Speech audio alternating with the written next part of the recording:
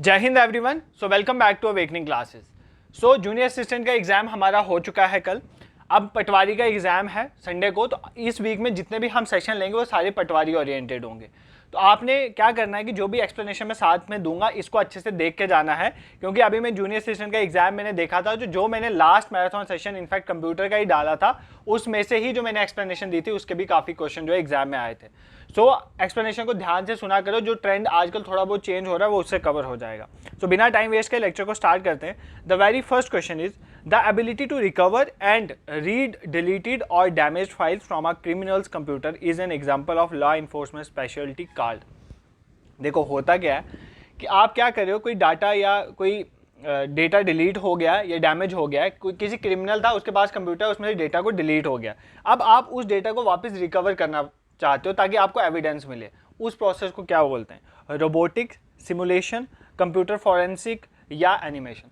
अगर आपको simple forensic का भी मतलब पता है ना तब भी आप कर लो। देखो फॉरेंसिक वाले आपको पता है फॉरेंसिक टीम आती है, जहाँ कहीं पर मर्डर हो गया तो वहाँ पे एविडेंस कलेक्ट करते हैं, उसको रीस्टोर करने की कोशिश करते हैं कि बेसिकली वहाँ पर हुआ क्या। Same is the case here in case of computer. तो क्रिमिनल के कंप्यूटर के डेटा को रीस्टोर करना, इस प्रोसेस को हम क्या बोलते हैं? Computer forensic. ठीक है, तो कुछ ऐसी टर्मिनोलॉजीज भी आपको पता होनी चाहिए। ये इन्वेस्टिगेशन पर्पस के लिए यूज किया जाता है, जिसमें हम रीस्टोर करते हैं किसी डेटा को from a criminal computer. Robotics क्या है? रोबोटिक्स सिंपल आपको पता है।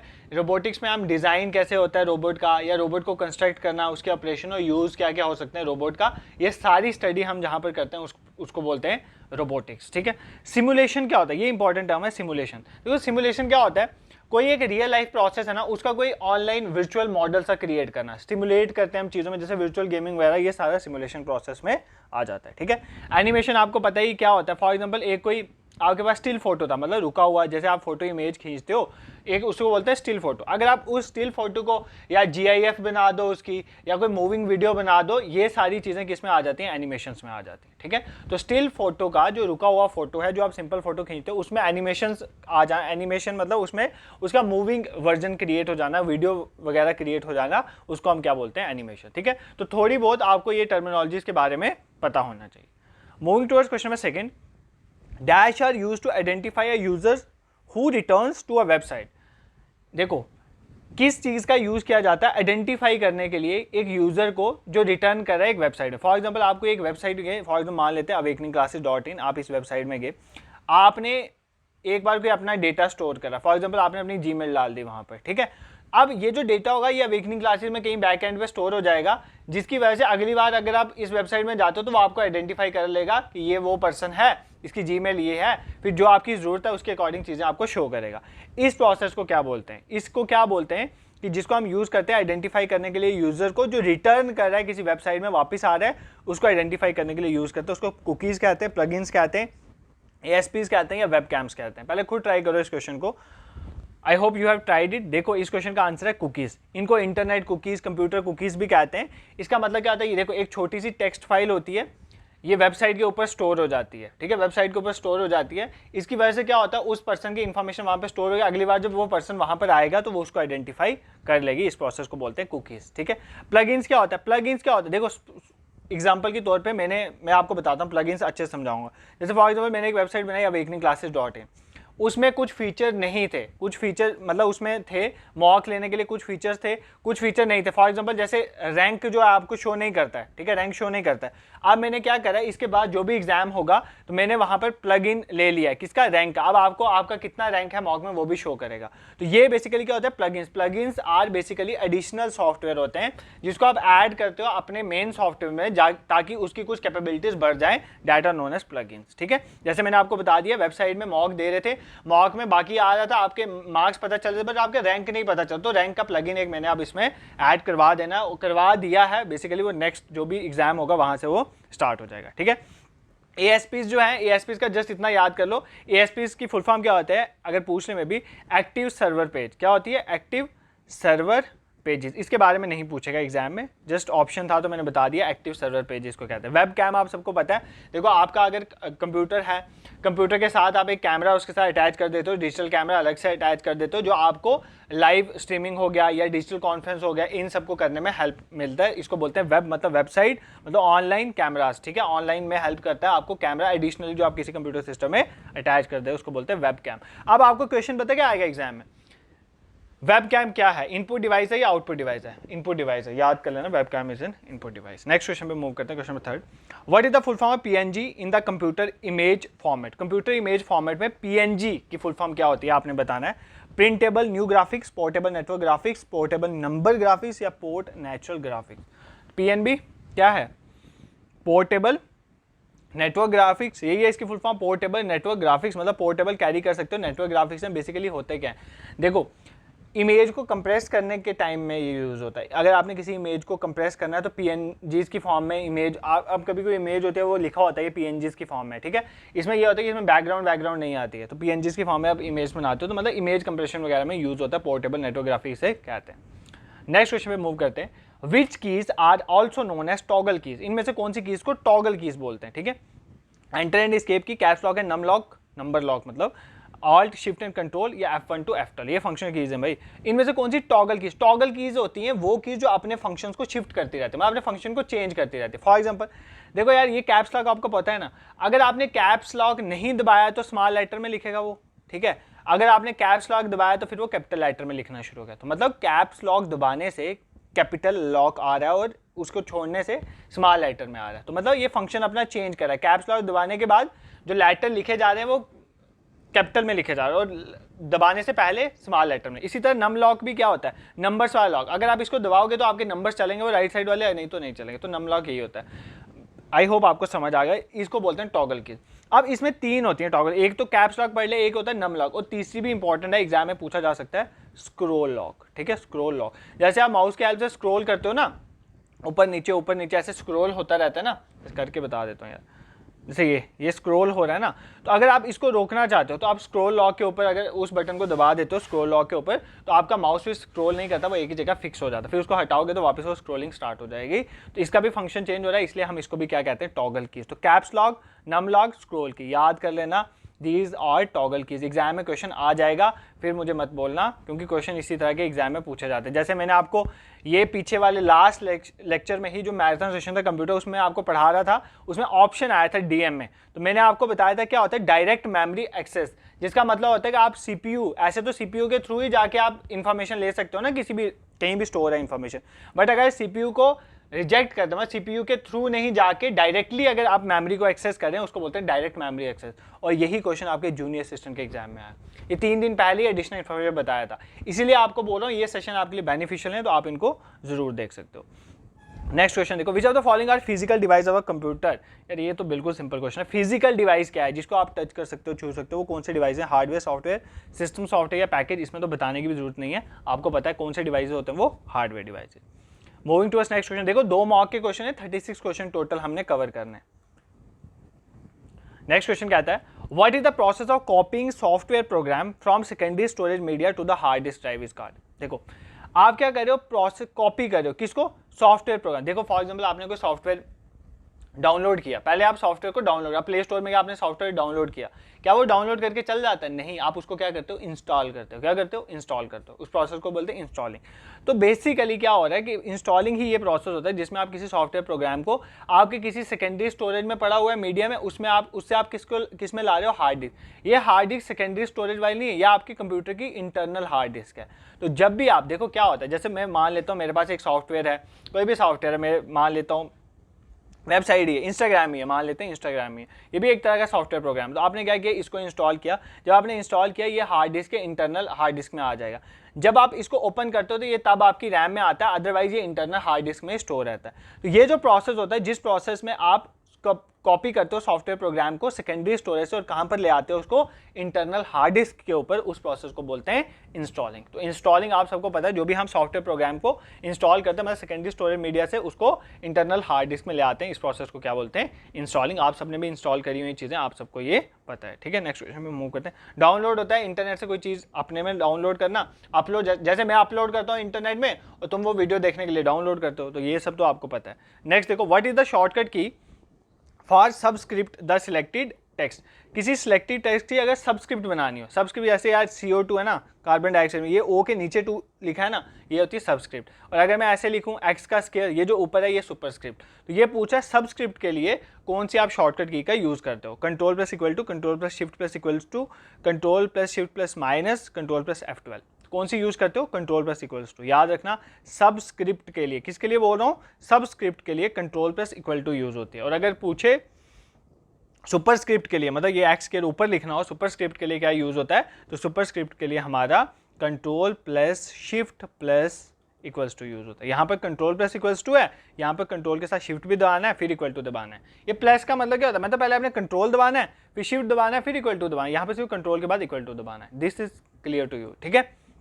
नेक्स्ट, कंट्रोल प्लस F12, ये कहाँ पर यूज होता है, F12 सेव एज के लिए यूज होता है ना। कंट्रोल प्लस F12 कहाँ पर यूज होता है, ऑलरेडी कोई सेव डॉक्यूमेंट है जो आपने ऑलरेडी सेव किया हुआ है, उसको ओपन करने के लिए यूज करते हैं। तो ओपन करने के लिए ऑलरेडी सेव डॉक्यूमेंट के लिए हम कंट्रोल प्लस F12 का, ऑल दो इनके डिफरेंट, जैसे MS वर्ड एक्सेल में थोड़े फंक्शन में डिफरेंस हो सकता है, बट जनरल फंक्शन इसका क्या होता है, ओपन करने के लिए जो आपका ऑलरेडी सेव्ड डॉक्यूमेंट है, ठीक है। नेक्स्ट क्वेश्चन में मूव करते हैं। Dash is the protocol suit for current internet. तो करंट इंटरनेट के लिए इंटरनेट में काम करने के लिए कौन सा प्रोटोकॉल, प्रोटोकॉल होता है सेट ऑफ रूल्स जो किसी एक सिस्टम को फॉलो करना पड़ता है ताकि वो इन्फॉर्मेशन को भेज सके। तो इंटरनेट में करंट कौन सा प्रोटोकॉल चलता है, TCP, IP, NCP, यूनिक्स या ACM। तो कौन सा प्रोटोकॉल चलता है, ट्रांसमिशन कंट्रोल प्रोटोकॉल या इंटरनेट प्रोटोकॉल। देखो लास्ट लेक्चर में मैंने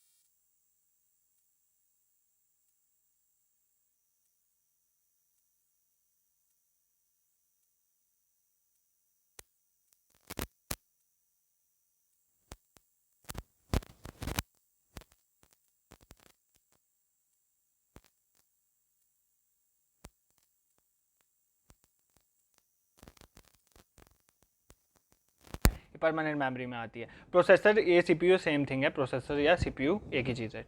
नेक्स्ट देखो, which of the following is a relational database management system. कौन सा रिलेशनल डेटाबेस आपके कंप्यूटर के डेटाबेस को मैनेज करने के लिए यूज़ किया जाता है, कौन सा है? MS Word, Excel, PowerPoint, Excel. भाई इनका तो पूरा एक एक टॉपिक पढ़ाया हुआ है, अच्छे से पढ़ाया हुआ है। ये सारे एप्लीकेशन सॉफ्टवेयर है। क्या है? Application software. इनका क्या काम है? मतलब एंड यूजर प्रोग्राम है, मतलब आपके लिए बने, जैसे मेरे लिए बने। मैं आपके लिए PDF बनाता हूँ, पहले MS वर्ड पर ही काम करता हूँ ना। अगर मुझे कोई कैलकुलेशन करनी है, ऑफिशियल वर्क करना, तो मैं एक्सेल में करता हूँ। अगर मुझे अच्छी सी प्रेजेंटेशन बना के शो करनी है, पावर पॉइंट को यूज़ करूँगा। और डेटाबेस अगर मेरा बड़ा बिजनेस मैनेज करूँ तो MS एक्सेस का यूज़ करूँगा। तो सबके फंक्शन बता दिए। MS वर्ड एक वर्ड प्रोसेसिंग सॉफ्टवेयर, यहाँ पर आप वर्ड लेटर लूटर ये वो करते हो। MS एक्सेल कैलकुलेशन, यहाँ पर स्प्रेडशीट्स बनती हैं, ये याद कर लो, एग्जाम में ऐसे पूछेगा स्प्रेडशीट्स कहाँ पर बनती हैं, तो वह एक्सेल में बनती है। MS पावर पॉइंट में आप प्रेजेंटेशन वगैरह बनाते हो, प्रेजेंटेशन। और एक्सेस में आप डेटाबेस को मैनेज करते हो, database management software, relational database management software होता है। This is clear. Next question में मूव करते हैं। Which one is not a computer virus. इनमें से कौन सा कंप्यूटर वायरस नहीं है? रेडलॉफ, मैकफी, लॉजिक बॉम्बे या क्रीपर। अगर आपने लास्ट लेक्चर देखा होगा मेरा, चिल्ला चिल्ला के वायरस और एंटीवायरस की सीक्वेंस बताई थी, कौन से वायरस है कौन सा एंटीवायरस। मैकफी मैंने आपको एंटीवायरस बताया था। इन्होंने यही पूछा इनमें से कौन सा कंप्यूटर वायरस नहीं है, तो मैकफी कंप्यूटर वायरस नहीं है, ये क्या है? एक एंटीवायरस है। आज फिर वापस लिस्ट बता रहा हूँ, क्योंकि कुछ बच्चे ऐसे होंगे जो लास्ट लेक्चर नहीं देखा था। लिस्ट तो मैं यहाँ पर बता दूंगा, बट फिर भी आपको मैं रिकमेंड करता हूँ आप वो लेक्चर जरूर देख लेना, कोई पता नहीं कौन सा क्वेश्चन वहाँ पर आ जाए। तो सबसे पहले मैं कुछ इंपॉर्टेंट वायरसेस के नाम लिखाता हूँ। देखो सबसे पहला जो वायरस है वो तो क्रीपर याद करोगे आप, ठीक है? क्रीपर, इसका जो रीपर बना था एंटीवायरस। उसके बाद एल्क क्लोनर 1982 में जो आया था, ठीक है? उसके बाद मेलिसा आया था, मेलिसा। आई लव यू भी है, आई लव यू, ठीक है? कोड रेड भी है। स्ट्रक्चर क्वेरी लैंग्वेज में जो आया था उसमें स्ट्रक्चर क्वेरी लैंग्वेज स्लैमर, ठीक है? एक ब्लास्टर भी आया था, कौन सा आया था? ब्लास्टर। देन उसके बाद एक ट्रोजन आया था। ट्रोजन एक तरह का मालवेयर होता है, बट ट्रोजन एक तरह का वायरस भी आया था, उसका नाम है ट्रोजन। रूट किट भी आया था, नेटवॉर्म भी आया था। इतने भी याद कर लोगे तो इनमें से क्वेश्चन आ जाएगा, ठीक है? इसी तरह एंटीवायरस भी एग्जाम में पूछता है, जैसे अभी मैंने आपको बताया मैकफी एंटीवायरस है, इसी तरह नॉर्टन भी एंटीवायरस है, इसी तरह AVG भी आपका एंटीवायरस है, इसके बाद अवास्ता भी इसका एंटीवायरस है, उसके बाद क्विक हील भी एंटीवायरस है, क्विक हील। और भी बहुत सारे, बट इंपॉर्टेंट बता दो जो पूछता है। कैस्पेरेस्की भी है, ट्रेंड माइक्रो भी है, और उसके बाद सीमेंटेक भी है, ठीक है? This is clear. तो ये कुछ इंपॉर्टेंट एंटीवायरस है, ये भी याद कर लेना। अगर नहीं अभी समझ आए तो अरिहंत की बुक देख लेना, उसमें लिखा हो, या गूगल में सिंपली सर्च कर लो यार कौन कौन सा एंटीवायरस है, तो वहाँ से भी आपका काम बन जाएगा। नेक्स्ट क्वेश्चन देखो, क्वेश्चन नंबर 13 आपका क्या कहता है? Physical arrangement of a computer in a network is called. और फिजिकली जो अरेंजमेंट होता है कंप्यूटर का, जो तारे वारे जुड़ी होती है, उसको क्या बोलते हैं?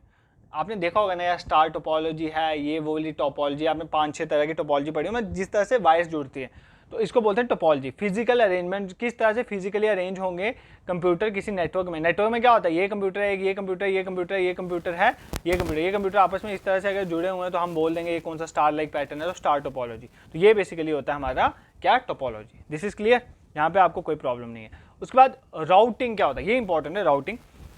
देखो राउटिंग बेसिकली होता है पाथ सिलेक्शन। क्या होता है ये? Path selection. कुछ नहीं है यार, ये आपका है, मान लेते हैं यहाँ पर एक आपका सोर्स है इंफॉर्मेशन का, ठीक है? और ये आपकी डेस्टिनेशन है, यहाँ पर ये भी है, ये भी कंप्यूटर। अब यहाँ पर एक आपका पर्टिकुलर रूट तैयार होगा कि यहाँ से पहले इन्फॉर्मेशन यहाँ जाएगी, फिर यहाँ जाएगी, फिर यहाँ से यहाँ जाएगी। तो ये जो आपका रूट प्रिपेयर हो रहा है, पाथ का सिलेक्शन हो रहा है, that is known as routing. Routing topology एक दूसरे के बिना काम नहीं कर सकते। अगर पहले रूट सेलेक्ट होगा देन आप उसकी वायर्स कनेक्ट करोगे, तो ये आपस में इंटररिलेट की चीज़ें, समझो।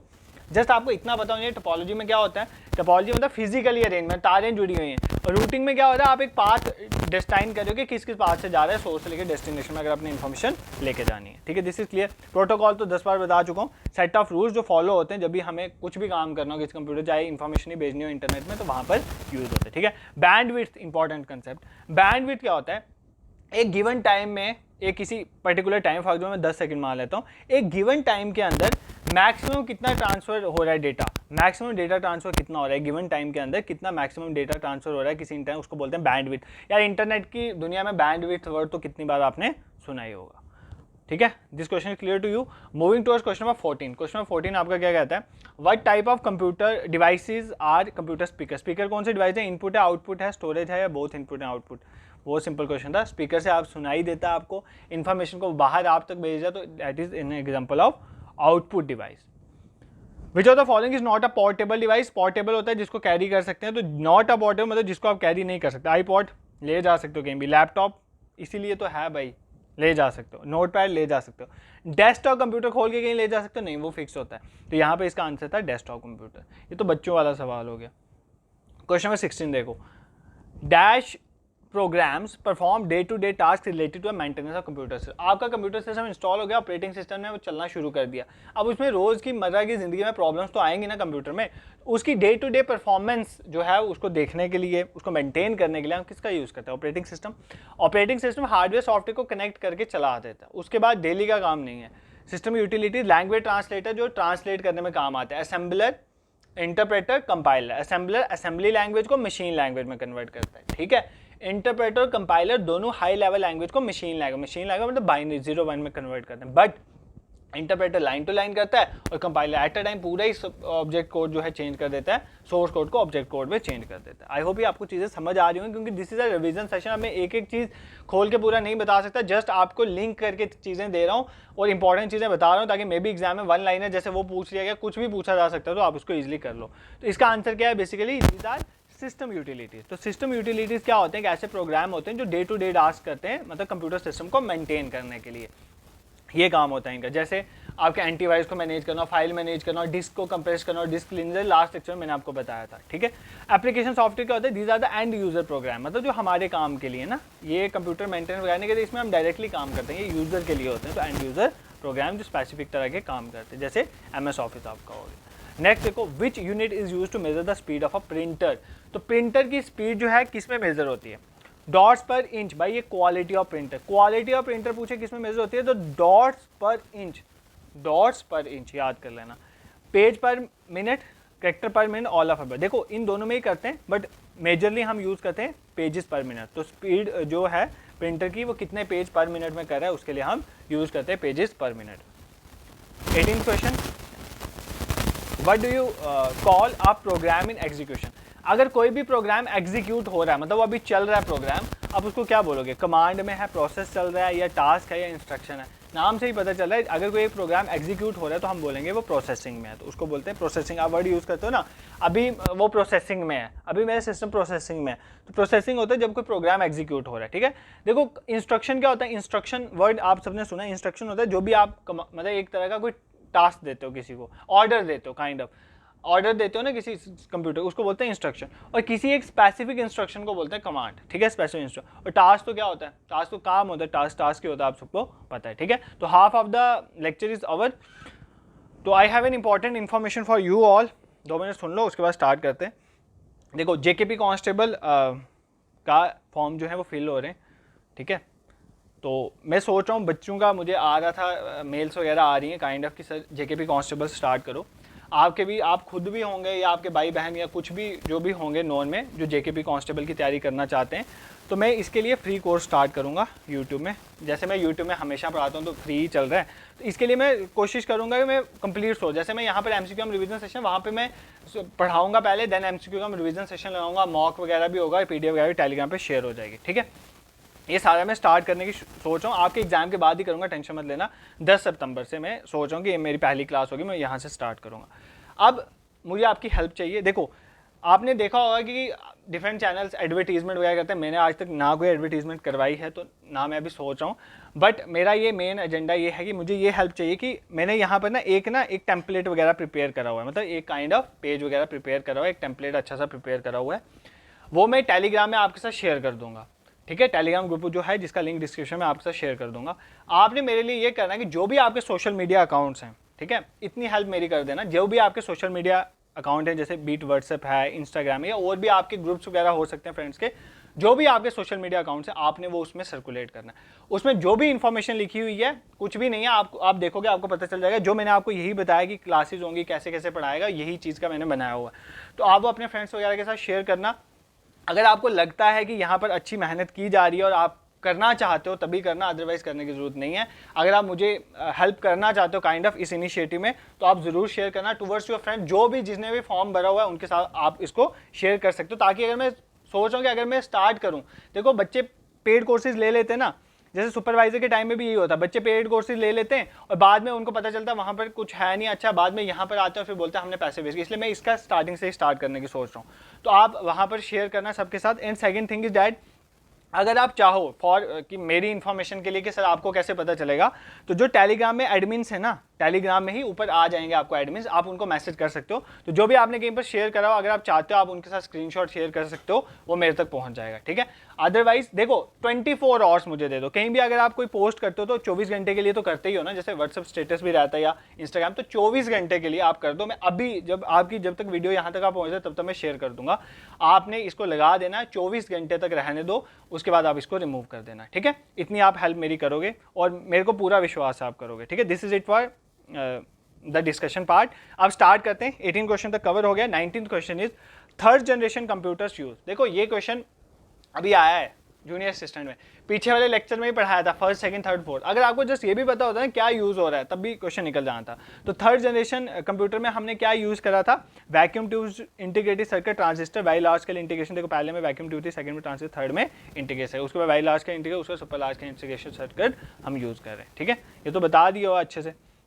नेक्स्ट देखो question number 20, which company manufacture the first micro processor 4004। तो इंटेल 4004 जिसका नाम था, पहला माइक्रो प्रोसेसर कौन सी कंपनी ने बनाया था, NVIDIA corporation, PLX devices, Intel corporation या माइक्रोसॉफ्ट। नाम से ही पता है यार, इसीलिए इन्होंने 4004 लिखा। अगर ये इंटेल 4, ये PYQ है शायद, इंटेल 4004 लिखे फिर तो आपको पता चल जाता है इंटेल नहीं करा, तो 4004, बट इसका पूरा नाम इंटेल 4004 था, ये इंटेल कॉर्पोरेशन ने बनाया। तो मैंने आपको नाम भी बताया था, फ्रेडरिको फैगिन इसने बनाया ना, ठीक है। तो इंटेल कॉर्पोरेशन कंपनी का नाम भी आप याद कर सकते हो। Moving towards question number 21, in computing dash is a network security system that monitors and controls incoming and outgoing network traffic based on pre determined security rule.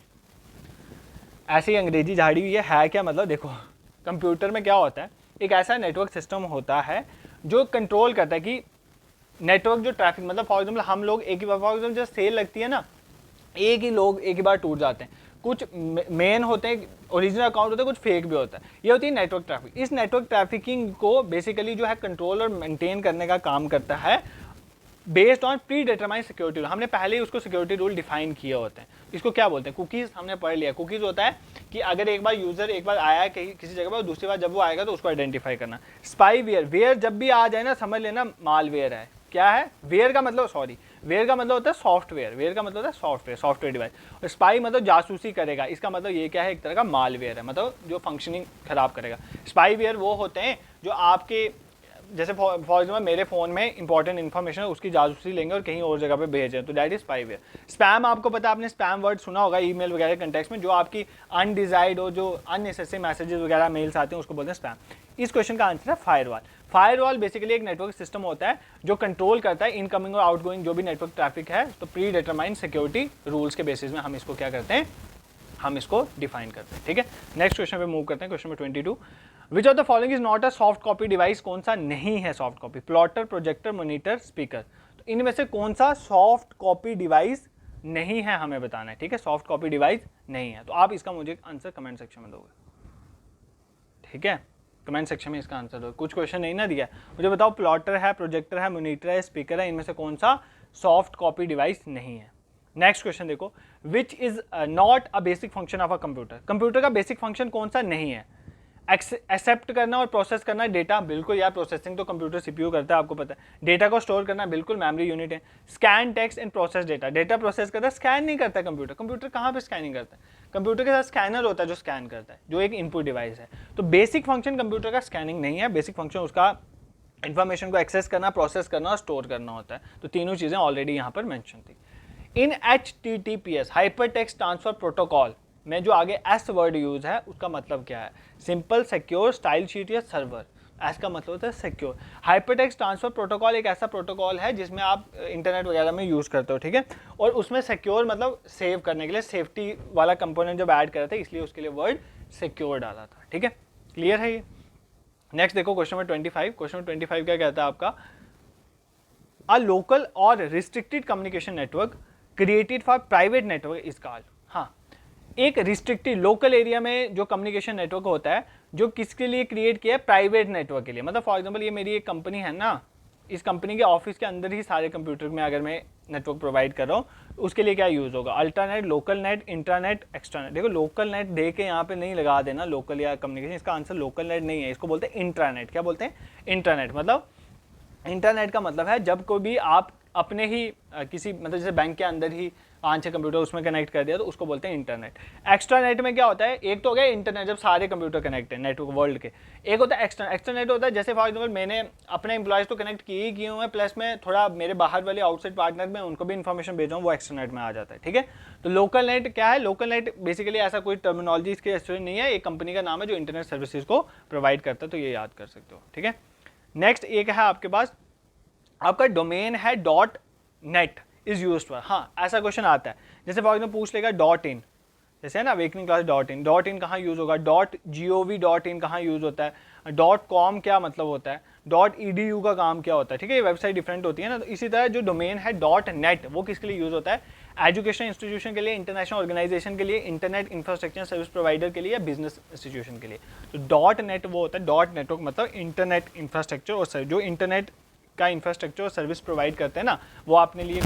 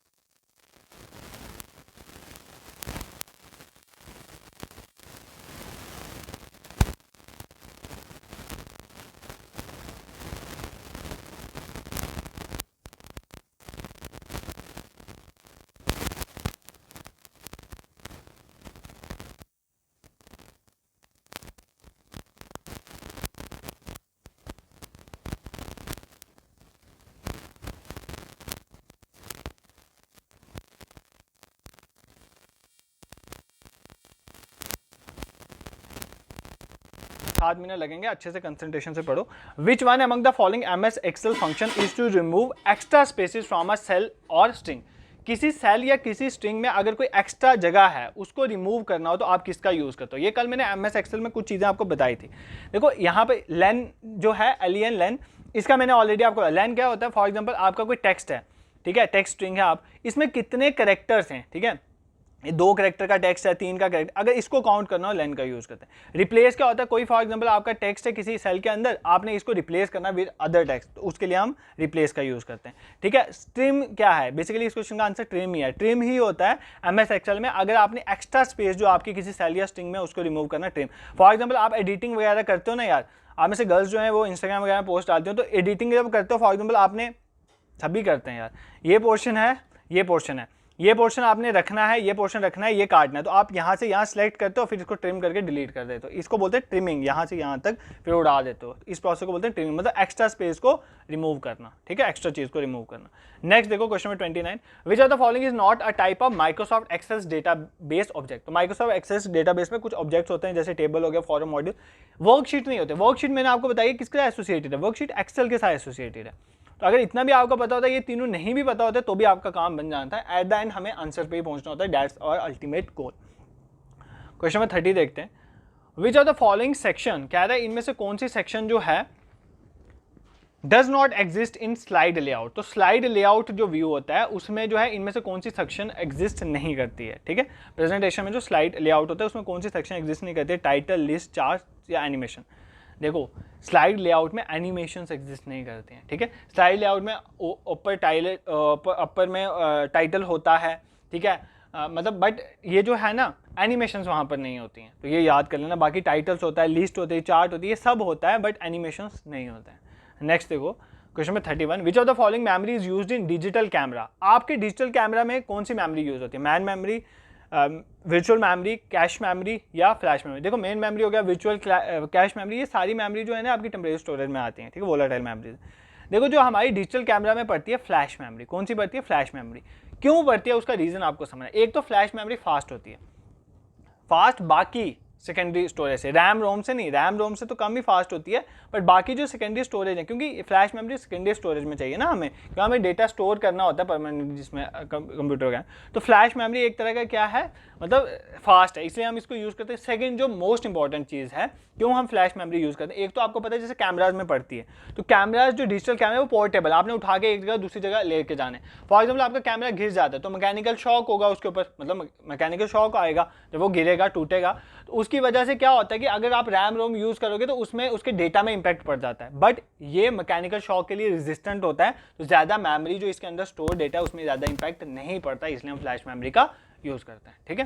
तो इतना मीनिंग भी बता दिया क्यों यूज़ करते हैं। तो हमारे डिजिटल कैमरास में बेसिकली फ्लैश मेमोरी यूज़ होती है, एक तो ये फास्ट होती है, सेकंड पोर्टेबल में जो मैकेनिकल शॉक आने की प्रॉब्लम होती है उसको ये रेजिस्ट करता है, तो इसीलिए हम इसका यूज़ करते हैं। Question number 32, in Microsoft Excel press dash key to enter a new line within a cell. एक सेल के अंदर ही एक नई लाइन डालनी हो तो किसका यूज़ करोगे, alt plus enter, control plus shift, control plus enter या शिफ्ट प्लस ऑल्ट। तो किसका यूज़ करोगे, ऑल्ट प्लस एंटर का, ठीक है। और ये इंपॉर्टेंट है कंट्रोल प्लस एंटर। देखो जब भी आप चाहते हो कि एक आपका सेम फार्मूला सभी सेल्स में अप्लाई हो जाए, उसके लिए आप कंट्रोल प्लस एंटर का यूज़ करें। फार्मूला लगाते हो ना आप, जैसे सम का फार्मूला, ऑटो सम, ये वो, तो मतलब ये जो फार्मूला हो, अगर कोई एक फार्मूला सभी सेल्स में अप्लाई हो जाए आप उसके लिए कंट्रोल प्लस एंटर का यूज़ करते हो। Moving to next question, which of the following is not an open source software. मतलब जिसका सोर्स कोड ओपन होता है आप उसमें वेरिएशन कर सकते हो, इनमें से कौन सा ओपन सोर्स सॉफ्टवेयर नहीं है, LibreOffice, Microsoft Access, GNU, image manipulation या माई स्ट्रक्चर क्वेरी लैंग्वेज। देखो आपका जो माइक्रोसॉफ्ट ऑफिस है ना, जिसमें MS Word, Excel, PowerPoint, Access, ठीक है, डेटाबेस मैनेजमेंट, MS आउटलुक जो आपका वो ईमेल वगैरह देखता है, ये सारे ही आपके MS ऑफिस का पार्ट है और ये ओपन सोर्स नहीं है, आप इसमें कुछ चेंज नहीं कर सकते, इसका सोर्स कोड चेंज नहीं कर सकते, याद करो। और कौन से सोर्स को ओपन सोर्स हैं वो भी याद कर लो, मैंने आपके लास्ट लेक्चर में बताया था। What is a derivation of an application called. तो किसी एप्लीकेशन की डेरिवेशन को क्या बोलते हैं, ठीक है, ये भी आपके लिए होमवर्क है। 2 क्वेश्चन तो एटलीस्ट होमवर्क देना बनता है ना, पहले 20 में से दे दिया और अब 20 में से ही।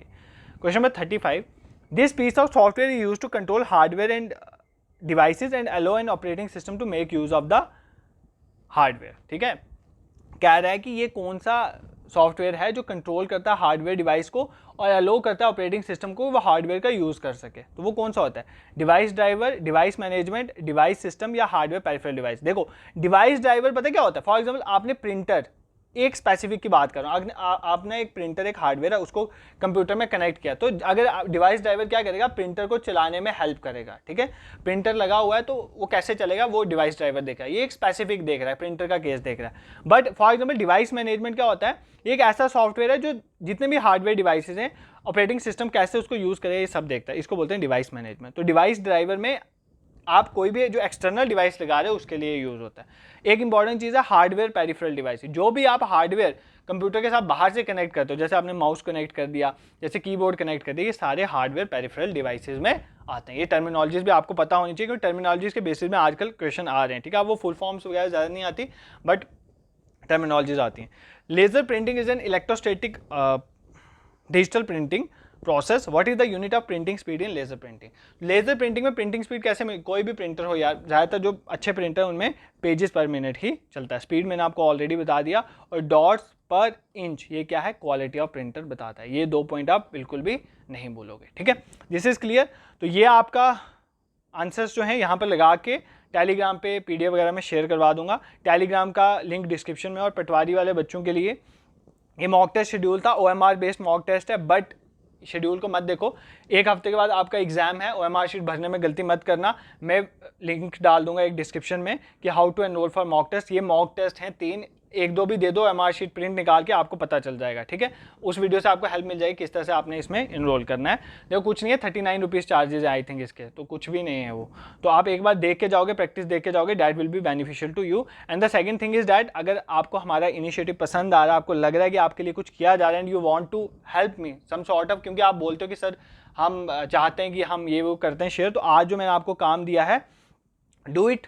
मुझे मतलब ऐसे पता चलना चाहिए कि आज कोई अवेकनिंग क्लासेस का चल रहा है, ठीक है, अवेकनिंग क्लासेस का कोई सर्कुलर निकला है और वो सर्कुलर सर्कुलेट हो रहा है सोशल मीडिया पे, मतलब इतना मुझे दिखना चाहिए कि आप लोग इतनी मेरी हेल्प कर रहे हो, तो वो मेरे को पता चल जाएगा ना इन्फॉर्मेशन। आप मुझे टैग भी कर सकते हो या नहीं भी करना, जैसे मैंने आपको बताया एडमिन्स को बता दें, बट ये डू शेयर, क्योंकि मैं आज ही सभी को बोलूँगा कि सभी आज ही सर्कुलेट करो। मैं अभी टेलीग्राम ग्रुप में शेयर करवा दूंगा, प्लस आपको जो है अपने सोशल मीडिया में अभी डाल देना, और एटलीस्ट 24 आवर्स आपने रखना है उसको, ठीक है। This is it for today, thank you so much for watching. और कोई भी अगर और कंटेंट चाहिए जो इंपॉर्टेंट चाहिए वो आप कमेंट सेक्शन में बता देना, I will try to make a video on that. जबकि मैंने जो सोचा है वो मैं नेक्स्ट आपका जनरल अवेयरनेस वाले टॉपिक पे ही लाऊंगा। Thank you so much for watching.